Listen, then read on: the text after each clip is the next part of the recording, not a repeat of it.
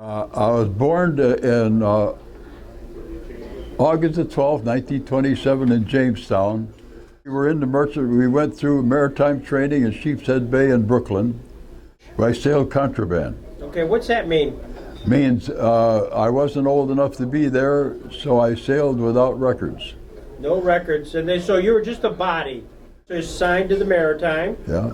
And then when I got out of the maritime school, I went back on the same ship I was in, and I sailed for another 5 or 6 months in 45. So what was the name of the ship? George W. Goethals. This is the ship flag from the World War II troop transport George W. Goethals. The United States Army operated more ships than the Navy did. They tended to be smaller things, but some of the biggest ships that they manned were troop transports such as the Goethals. What was your role? What did they have you do? Everything. Everything? We were, I went through the Coast Guard. We got 3 sets of papers. We were deckhand, worked in the engine room, wipers, oilers, and even helped the baker wherever they needed help. We done everything. I made over a dozen trips. Dozen trips, yeah. Wow. We was in Murmansk, Russia. We was in D-Day invasion. We were all over North Africa. We went through the Mediterranean and the Red Sea. We went to Calcutta, India, and we had a special load we took to Guadalcanal. My gosh. So let's break that down. When you went to Russia... In 1943, the Merchant Marines got murdered going to Murmansk. In 44, it wasn't too bad. The only thing that we had trouble with, the German Junkers used to strafe us. But they didn't have any bombs, so all we had to do was, and we got in there and dumped our load, and the Russians weren't the friendliest people in the world. We dumped our load and had a drink of vodka and got the hell out of there. So, and D-Day, there was over 2,000 ships. We were one of the troop ships. We dumped off about 2,000 men the first wave of D-Day. We were out a mile or two, and we just dropped the guys off on landing crafts. We didn't come in close with that size ship, 700 foot long. We stayed about 2 miles out into the water. There was so many ships there, you didn't know what was going on. I found out afterwards that there was a bunch of guys from Jamestown. One of my best buddies, his landing craft took a direct hit. I know he got killed, but I didn't know what happened. And it was a long time later before I found out that his landing craft took a direct artillery hit. His name was Paul Lauger from Jamestown. And so I lost a lot of buddies there that day too. We dumped the first load off the first wave. We went back just a other ways from Southampton and picked up another load. We were back on the 4th day, but those guys walked ashore on the docks in Le Havre. We went back and kept bringing stuff in. Our ship was a little faster. We didn't travel in convoy. We weren't as fast as the Queen Mary, but we didn't have much trouble because we were twice as fast as the merchant ships in convoy. So we made a dozen trips with troops and ammo and everything, back and forth, back and forth, back and forth. So, took a few German prisoners to England. And one day we had about a dozen Germans on board.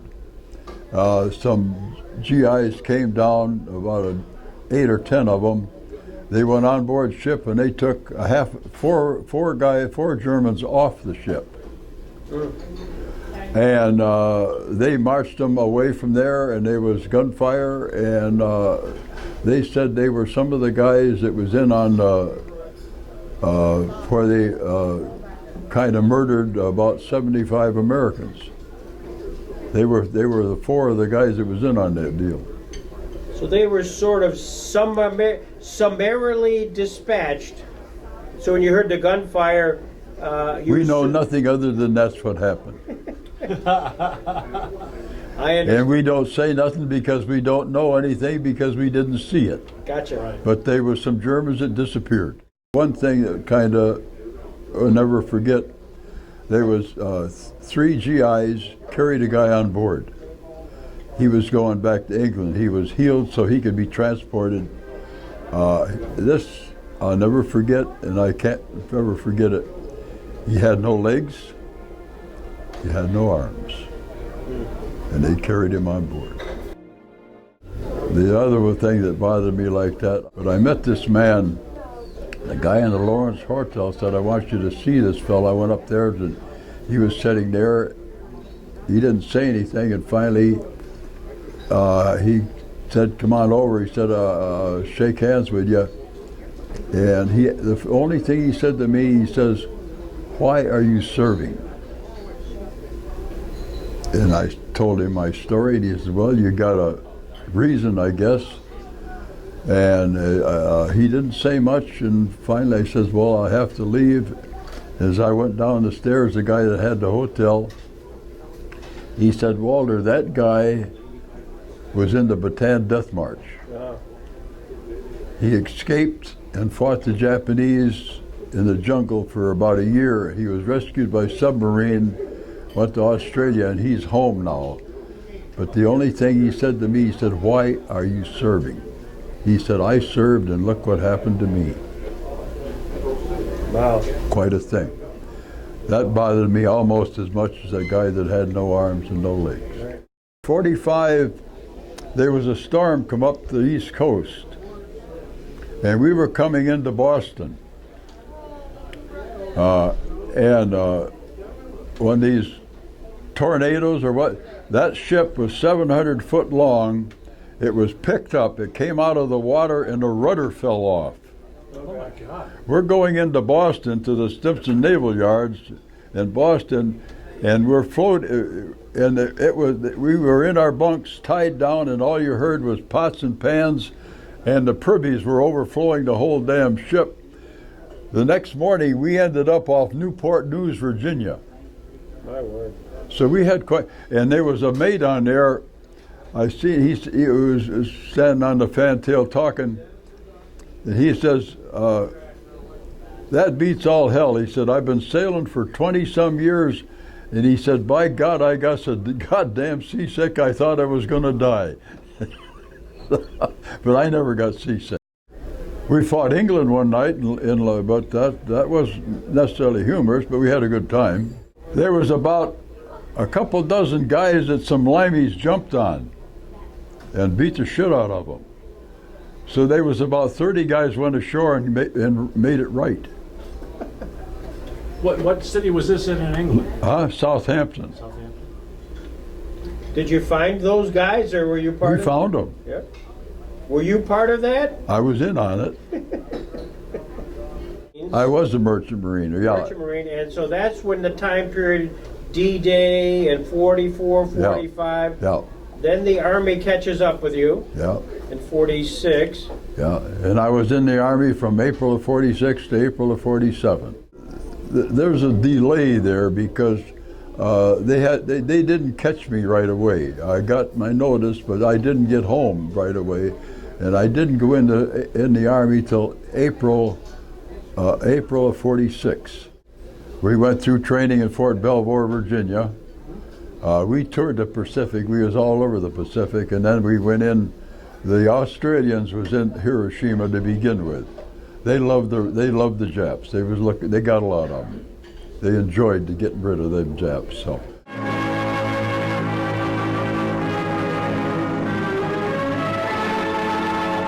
The Japanese, taking the slightest interest in our welfare, many of our comrades would have been alive today.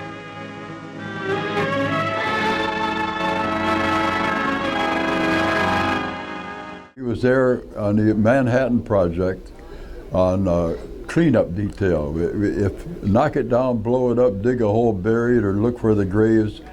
And they had trucks with pictures of Japs on. They offered money and foodstuffs to turn them in with no questions asked. And we did pick up a few Jap guards.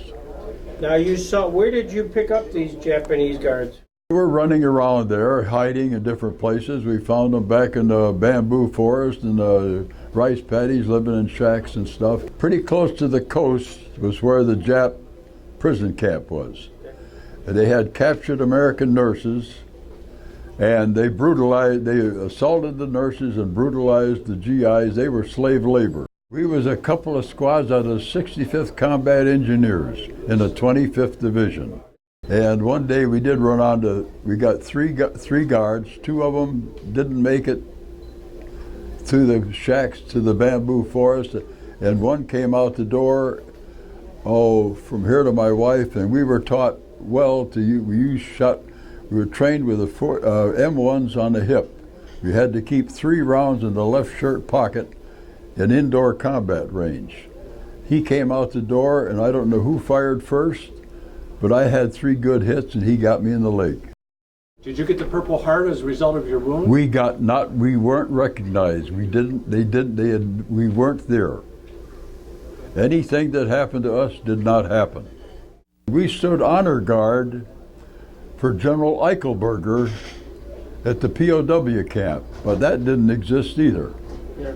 Eichelberger pulled up in his big Ford camouflage car with one guy, and they had a Tommy attached to the dashboard, and he got out, and we trained nights to polished our shoes, whitened our slings, looked sharp, and he got out of there with snuff juice dripping down on his shirt and looked at us, got back in his Jeep and left.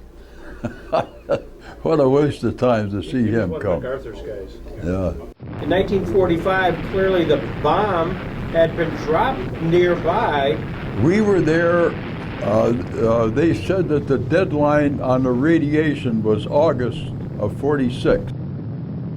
It's a year later. Yeah, everything was safe. Safe, so come on, and that's your job now, is in Hiroshima. Well, why did they say no? Nobody was there. Yeah, wow. When I came home from there, my teeth fell out of my head, my hair fell off my head, I got radiation throat burns, and I got married 3 times. I had 3 types of cancer. I had 2 babies born dead with cancer. 1 son born with cancer died at 11 years of age. My second wife died and left me with 3 little kids with cancer. That's when I lost my pension and everything else. That didn't happen. I wasn't there. And I got all these things wrong with me, but everything was denied, and I was never treated for one thing.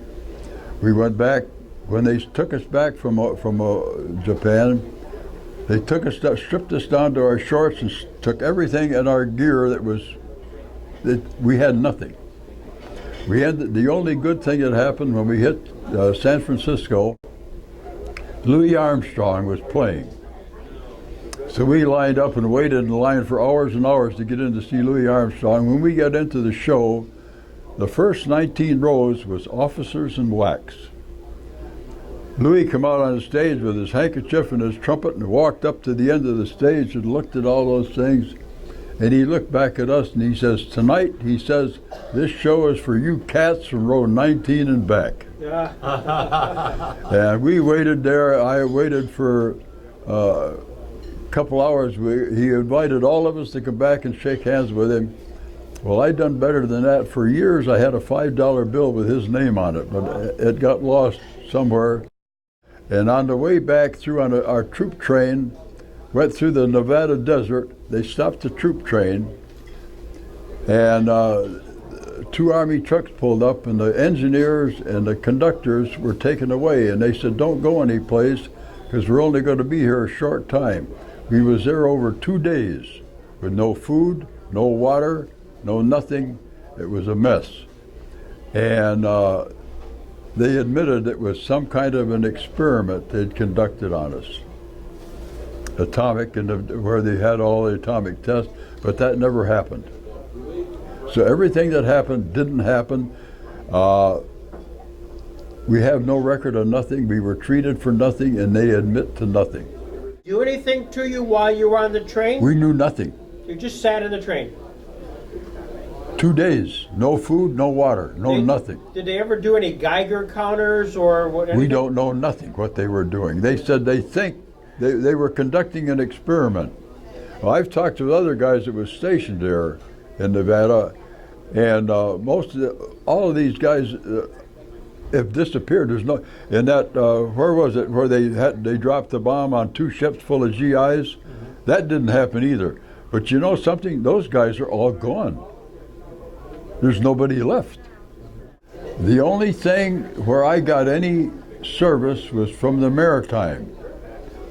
I got a discharge from the Army even though I was a civilian because I sailed on the ship in combat. So I got an Army discharge, and they said this Army discharge and my DD-214 that they gave me will get you medical treatment.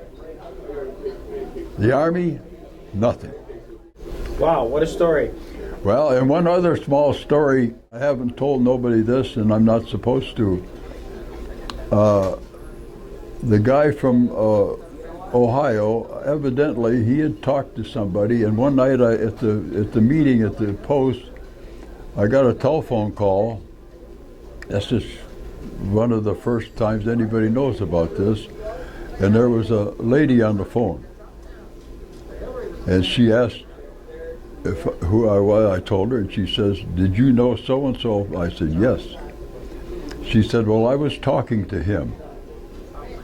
And she said, "There's no names connected with this." I said, but she says, "I was one of those people in Hiroshima." And I thought, I didn't really know what to say or anything. And she said, I don't want you to know who I am or anything, but she said, I had to call and talk to you for a second. And she said, that's what you done was quite the thing. And that's a little story that's not even known. I think the main thing she thanked me for was the guard I got. Right. So she was one of the American nurses then? Yeah. Oh, okay. What's it all mean? Well, there's one word, why? Right. Why did we do this? Well, this has been terrific. Thank you very much for your time. We appreciate it.